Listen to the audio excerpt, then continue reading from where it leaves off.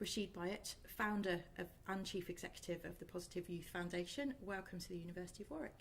Thank you very much. Congratulations on your honorary doctorate. What does being awarded something like this mean to you? Beyond words, to be honest, I'm truly humbled by this award. But in many ways, it's an acknowledgement that the work that we've been doing, myself and all of the teams over the years, that has been acknowledged and recognised for being such a powerful vehicle for social change. And you are a local lad, you're Coventry born and bred. What would 7-year-old Rashid think of Coventry today? It's a really interesting question, because it's one that I do ponder over from time to time, thinking about how much the city has changed. But in all honesty, over the last couple of years, I think the 7-year-old me would be very excited by what the city has to offer.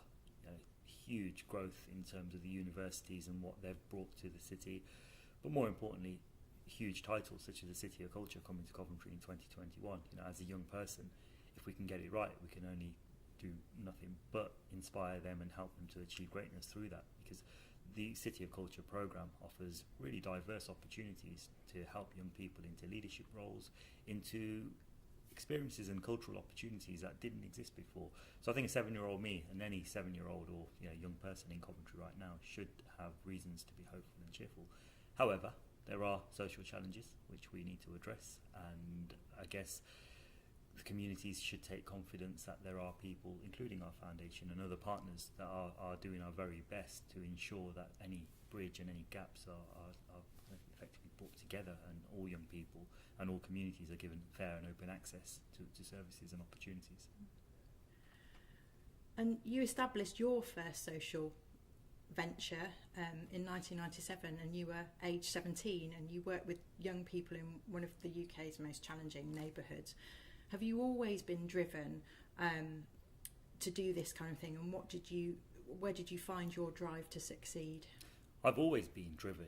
I grew up in a family of very hard-working parents, and my mother has always been a youth worker. So effectively, I grew up in youth clubs for much of my younger age. So that inspired me to see the difference that positive adults can have on young people.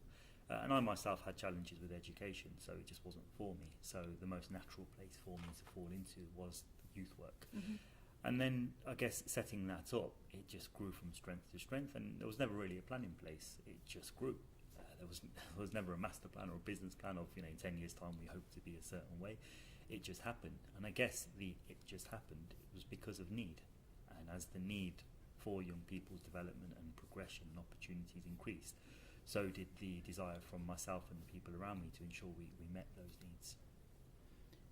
And how important are role models in this kind of work, and who were yours when you were younger? Well, role models are the be-all and end-all of this work. We have to provide young people with behaviours to aspire towards. So often, young people are looking at social media or anything through television or even out on the streets and surrounded by negativity in many ways. What may seem positive on the surface, behind the scenes, there's a lot of risk behind that. So to provide positive role models is essential, and we do that in many ways, through education, through sport, through creative movement, dance, whatever it may be.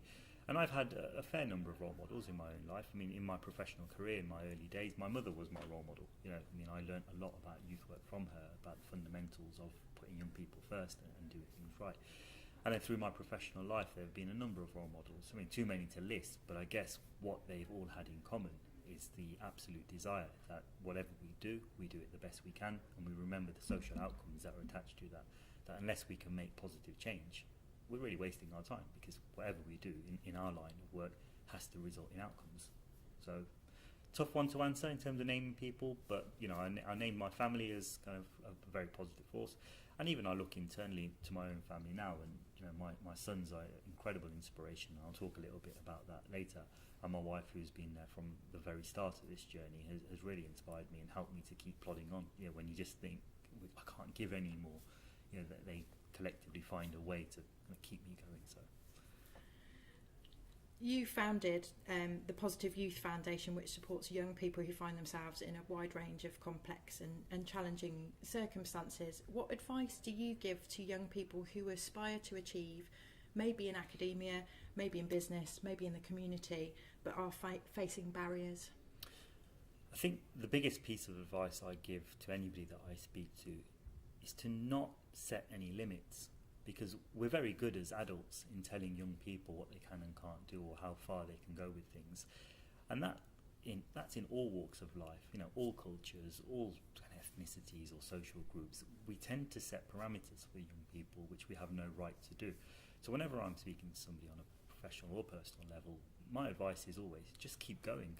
There is no end game. You have to keep on moving. And I use my own example.